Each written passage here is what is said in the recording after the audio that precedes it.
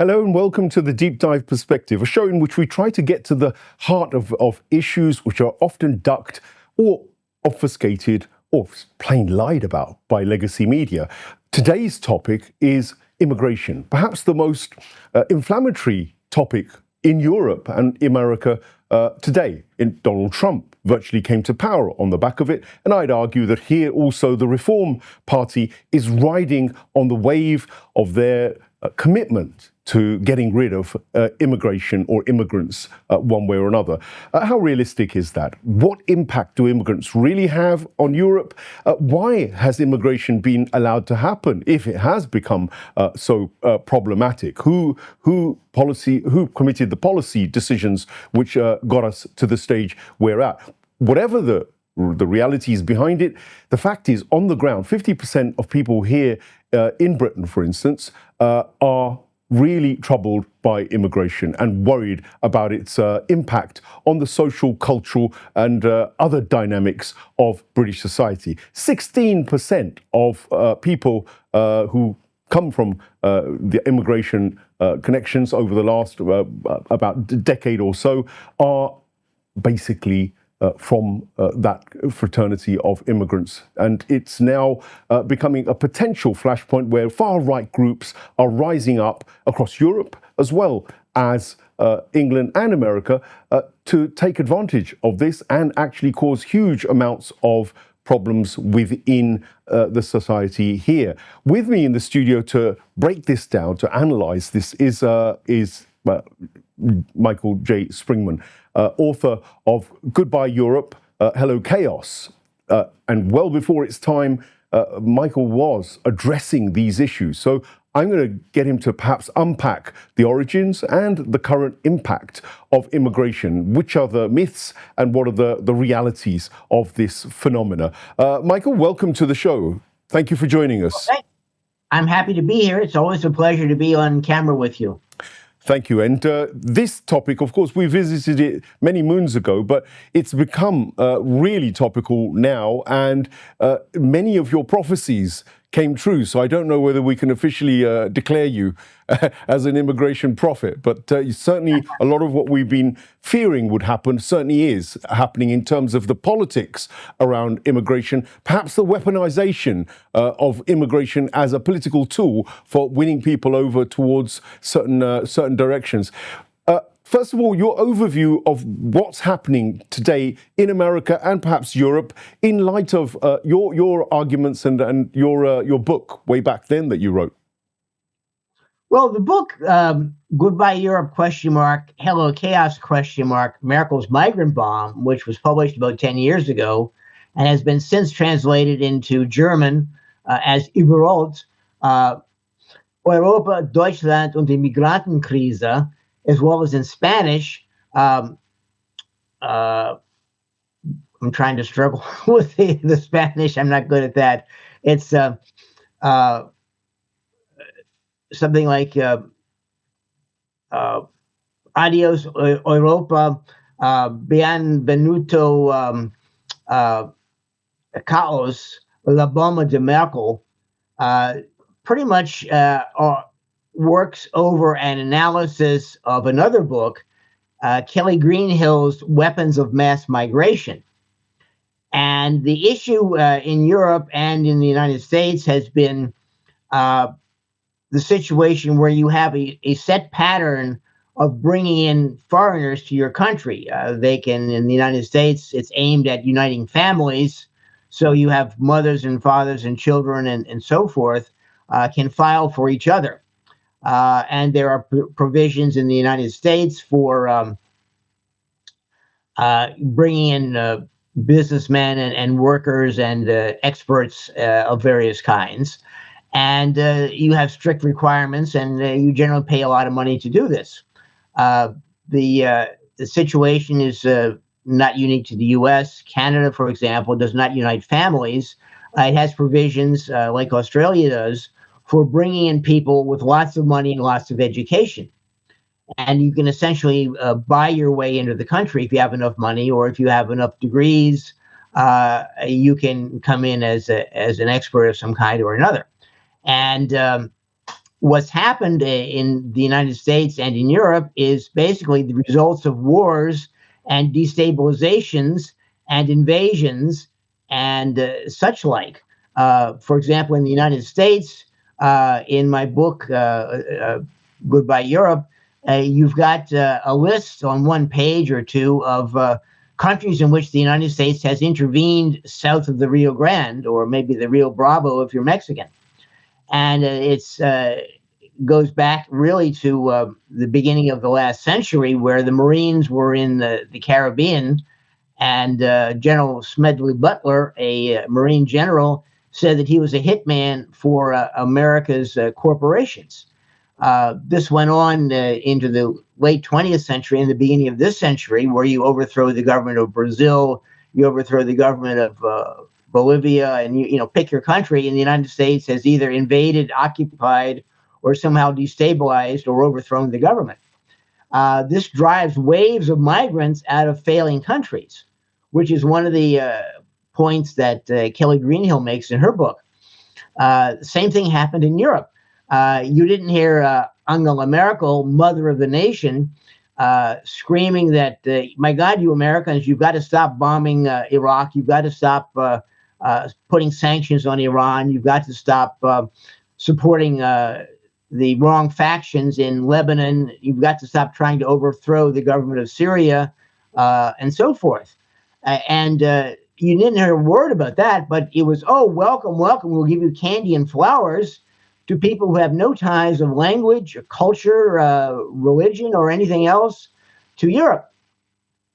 And so this argument, Michael, that you're putting forward, prioritizing and making war and conflict inflicted by the West, by NATO, by America, particularly in West Asia and perhaps also Latin America, for their interests, or perhaps the interests of their corporate buddies, basically, is one which won't be that popular with ordinary people, because it does seem as though the American public was certainly more into buying in the idea that it's immigrants who are simply coming and taking their jobs, and they have been let in the floodgates around the wall in Mexico, or the supposed wall that they want to build up is designed to basically stop that flood. But do you think that the general public is aware enough of why this immigration has actually happened, first of all in America and then Europe? What are these reasons that you're putting forward something which the general public is either aware of or willing to buy even? No, a lot of the public is not aware of what the United States has done. I remember shocking my 15-year-old grandson, talking to him about the situation in West Asia and what the Zionist entity is doing. And then I mentioned my current, the latest book, the Goodbye Europe, and I clipped out a number of that dealt with the destabilization and the invasions and so forth in Latin America. And he was shocked at the number of countries in which the United States has intervened. And the general public doesn't see that. The general public sees either a flood of people who are threatening their jobs because they will work for low wages or almost no wages and without any benefits of healthcare and things like that. Because here in the United States, you don't have government single-payer healthcare like you do in Britain or Canada or Germany or France or elsewhere. And if you don't pay for medical care, you either suffer greatly or you die. So they see that to some extent, but they don't see the intervention that's driving these people, and they don't see the corporate organizations and big business, or even little business in general, welcoming these people because they are targets. They will work for little or no wages and little or no benefits, and it's great for the companies because they can offer cheap gardening services, cheap construction services, and so forth. So they love the slave labor that they're bringing in. It's great for them. It's they can tell their client who wants their house remodeled, well, yeah, I can do it for less than these other people because I'm hiring Latin Americans, I'm hiring Chinese, I'm hiring whatever, and they will work and work hard and will not give you any trouble. And because if they do, we'll send them back home. We'll call immigration and customs enforcement and say, hey, we've got this guy who's here illegally, and we don't know how he got here, and we hired him. But, oh, he's giving us all kinds of trouble. He's not really an American. He's not fitting in. He doesn't accept the American culture and the American concept of democracy, whatever that might be these days. So it's kind of a win-win situation, and people wring their hands about it at the same time.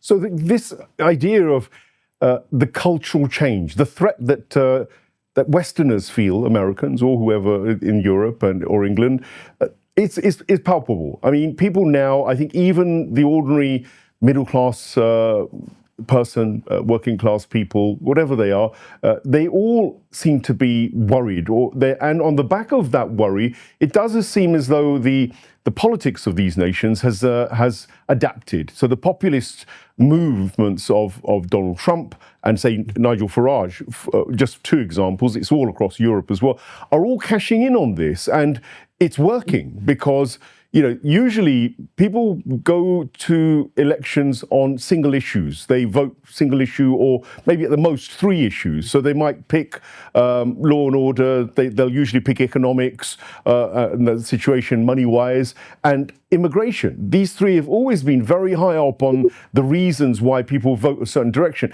And given now that we've got this huge some would argue disinformation about immigration, really, that people like Farage are riding with pure lies in terms of whipping up the electorate to come to their side. And I'll give you an example, because here consecutive years have seen a decrease in net immigration. We've seen a decrease in immigration, which certainly is to do with workers coming in. That's all been pretty much controlled. And so yet the public still are under the impression that nothing's being done about immigration. Is that deliberate? I would believe so, because I believe that the governments in Europe and in the United States see an advantage in continuing immigration beyond the set legal guidelines that they have in their own countries. To give you an example, you've got Kelly Greenhill and her weapons of mass migration. She had said that what you do is you destabilize a country by driving its population out, the doctors, lawyers, and Indian chiefs who make a go of a country, and send them into another country, which induces chaos there, because most of these people have no ties of any kind whatsoever to the country. And then the country that's always been shouting to the skies its ability to provide for asylum and refugees and helping other people around the world suddenly gets an indigestible lump of people who don't speak the known language, and there are no piles of Pashtun speakers in Britain or Germany or the United States. Nobody can speak Dari. Chinese is limited, and Japanese is limited, and so forth. And you've got to teach these people the local language. You've got to engage them in integrating into society, and it costs a fortune to do so. $1 trillion was estimated for Germany alone. And you wind up with fights between the host country receiving all these aliens, between the people who welcome them and the people who say, well, wait a minute, it's our country. We get to decide who comes in and how they come in and so forth. So it creates great amount of tension. It's advantageous to the countries who like colonialism, who like to destroy Arabs and Muslims and keep the places in a boil to prevent them from having a decent society operating, like in Lebanon. Look what the Israelis and the Americans are doing there. So it's a situation where nobody comes out ahead, really, except the businessman who can hire the cheap slave labor. The German justification for all of this was, oh, we have an aging population. We've got a situation where people can't pay enough into our welfare system because they're dying, they're getting old, they're retiring. So we need new people to come in and take jobs and pay into our social benefit system. But they don't think 20 years or 30 years down the road, when the new wave comes in, what happens when they retire? What happens when they die off? Who's going to fund the social benefit system then? Well, So it's the other thing that comes to mind there, Michael, just as you speaking, is the fact that the population in Europe and America is kind of decreasing. The Native Americans, the people, certainly the ones who've lived there for many years, are basically not having kids. Comparatively. And then if you get these immigration population coming in and they have a culture of having children, of course that also is going to change the dynamic, and that's going to frighten people. But the reality on the ground, I've also picked up one statistic which might trigger some thoughts about what's going on in America. But here in Britain, what we've got is about 40% of these immigrant people who are brought in end up in London. They end up in particular cities where basically there is work. There's a lot of work. So the sense that immigrants are taking over the country, in a sense, is a bit of a fallacy just there, because the country as a whole is pretty unaffected. It's the large city capitals. Here, for instance, in England, we've got maybe the West Midlands. You'll get in Birmingham, there's a large population, and then you'll see them conglomerating in London largely. Is it exaggerated? Is this something which is, a real problem? Or is it just the media which is also inflating this and being, as usual, people would say, in lockstep with governmental policies and strategies, and perhaps also corporate strategies? Because the other thing I'm going to raise, and perhaps is the idea that corporates themselves benefit from this cheap labor. In fact, I came across a statistic somewhere in the NHS where they've got a clause which says that they don't need to pay the minimum wage. And that's something not known. Yeah, it's not really known widely. And I'm wondering whether that provision is for those people they import from foreign countries to come and work in the NHS because they can't employ local people who will do those kinds of really tough jobs, for the kind of money that the government is willing to pay. Is there a game in that sense economically for the big corporate boys also that's going on in terms of manipulating and using immigrants? Yes, definitely. I had a neighbor who did a vast refit of their house, and they had problems talking to the workmen because none of them spoke English. She had to deal with the foreman, who had a minimum command of English, to tell them what she wanted done and how they wanted it worked out.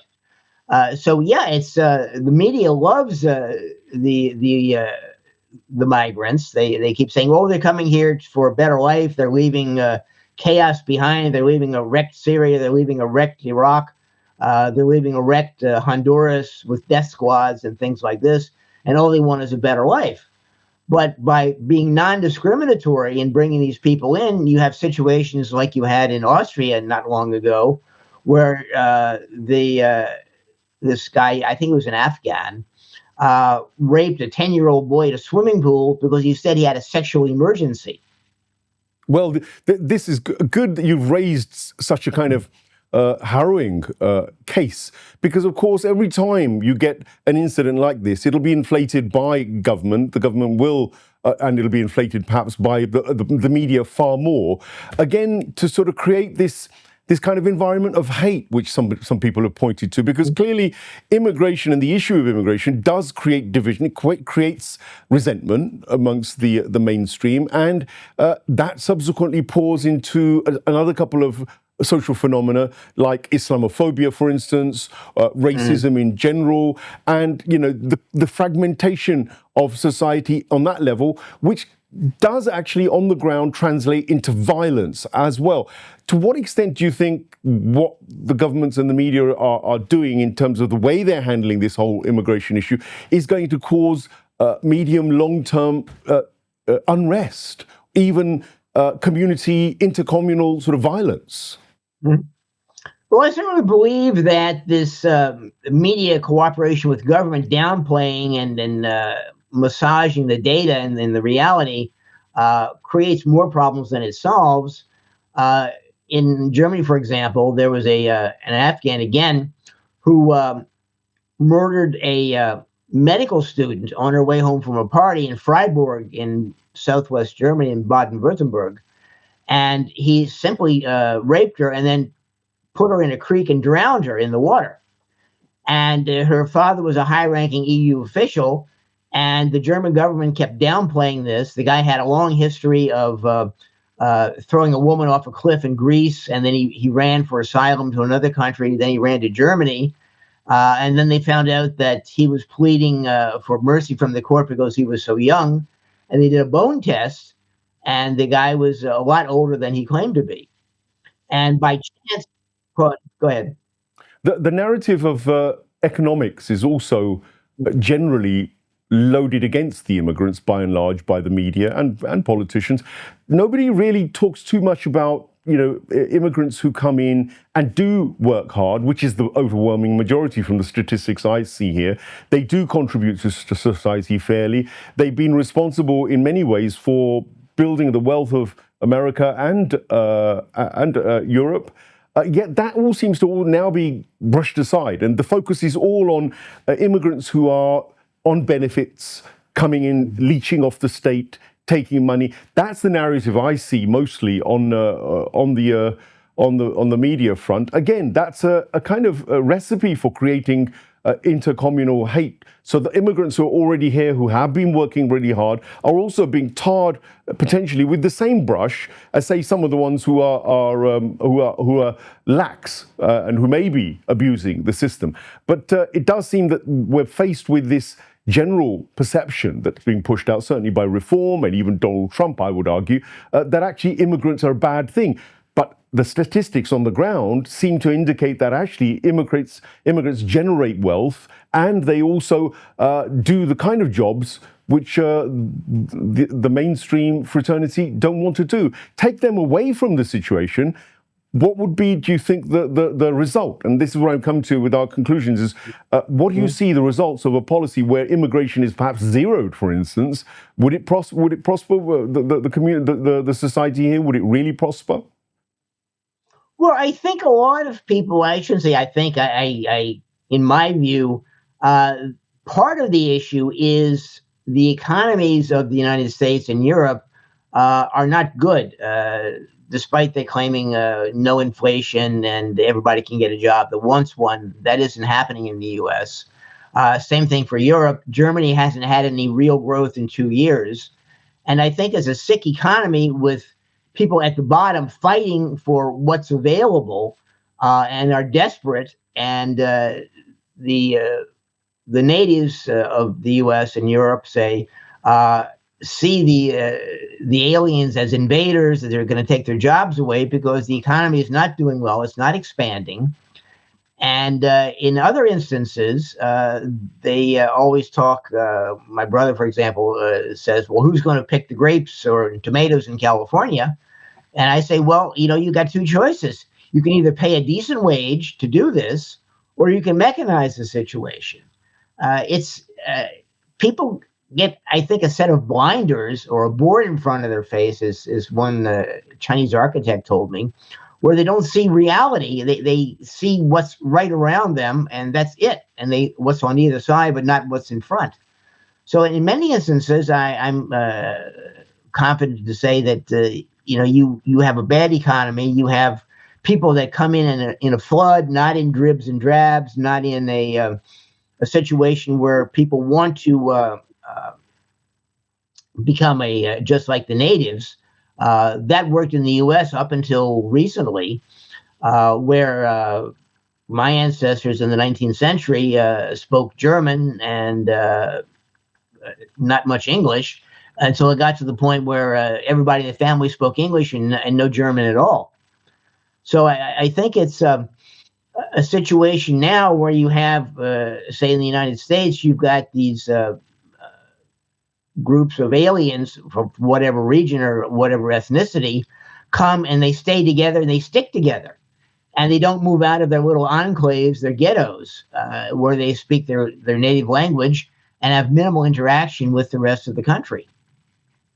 Well, I mean, some would say that immigrants coming into these nations actually enrich the cultural diversity. That's been a strong argument, and of course that's laughed at by those people who are anti-immigration now. They rather think of that kind of cultural invasion as being something they don't really want anymore. But I'm also concerned about the corporations who actually at the higher end push these immigrants into our society. Large corporations are allowed to bring them in, employ them, and then it's the service industries that are provided by these immigrants which actually benefit the rich and the elite far more than the ordinary folk. I mean, the rich people will bring Filipino, for instance, ladies or to look after their kids. It's those rich people who need those immigrants more than an ordinary working class person. The working class person isn't into the service industry quite as much as the rich. So again, the policies around this benefit the rich people. Letting in immigrants without any real regulation, as perhaps they should, does actually benefit the rich. That's just something that I kind of picked up as well. But your solutions to this, what would you do, Michael? I mean, what should be done by these governments in order to get a more reasonable policy around immigration? Zero immigration clearly would be problematic, I think, economically. There'd be huge gaps in the economic market, because I don't think many people would go for the kind of really low-end jobs if they were vacated by these immigrants, and that would cause a problem in the economy, in my opinion. But what would be your solution? What do you think governments ought to do? Is the Trump way and the Nigel Farage way, they have a lot of bluff and bluster. What they actually do about it, I'm not sure. But is that the way forward, do you think?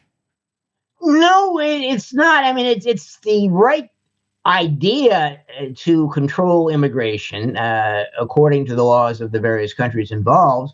But the first thing they need to do is stop the wars of aggression, of imperialism, of destabilization all the way around the world. That's what's driving, or had been driving, a lot of the Latin Americans into the U.S. And that was driving the people from almost anywhere else in the world, from Indonesia west to Libya, to drive them out. They destroyed the Americans in the NATO countries, particularly Britain and France. Destroyed the infrastructure, destroyed the banks, destroyed the factories, destroyed the water supply, destroyed the sewage treatment plants. And there was no business in the countries to be had. The economies were dead, and people left.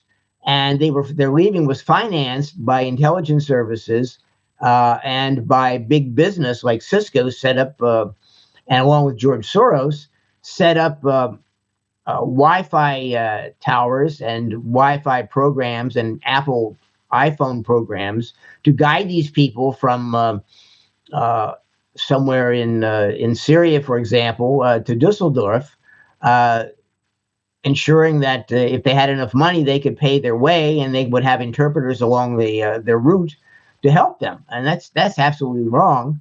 What you need to do is stop the attempts to destroy the countries, redouble their efforts to create a kind of a Marshall Plan, like in Europe after the war, to rebuild their economies, to rebuild these countries, and make them attractive for the migrants to go home if they wanted.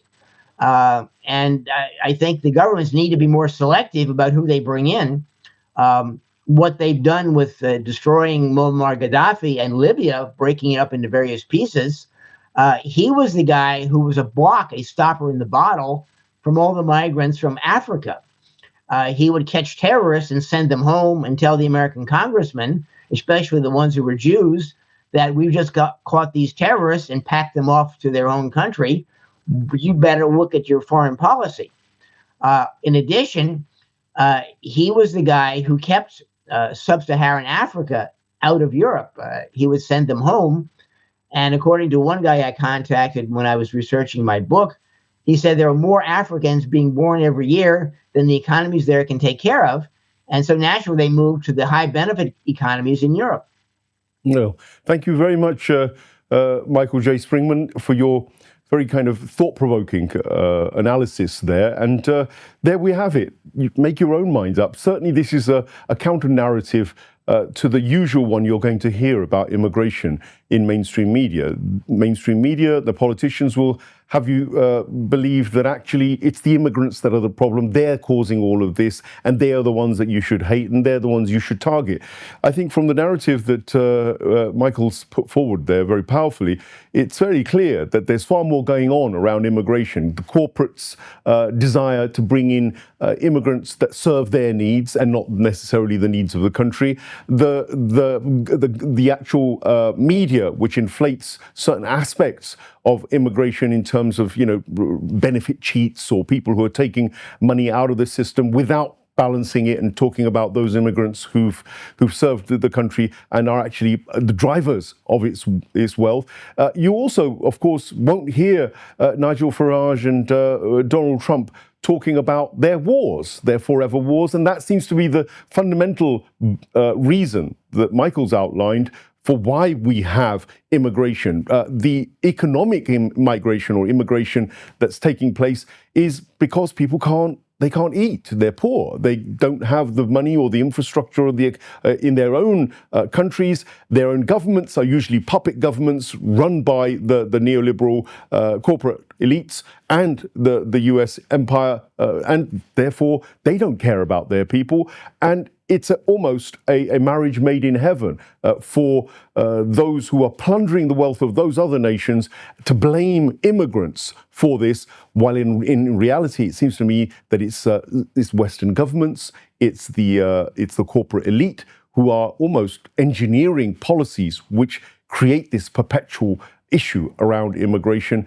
If you stop the wars and let other countries be affluent, not rape and plunder them for their resources, then nobody will want to leave those countries to look west, to look to Europe and to look up to America. So perhaps the real thing that the electorate should do is get their governments to stop bombing and killing people in nations which the West certainly doesn't have any business being in. Perhaps that's controversial. We leave it there. I let you make your own decision. The Deep Dive Perspective will continue to present these narratives. Do like, share, and subscribe to the channel in order for us to bring you more great voices. Thank you very much.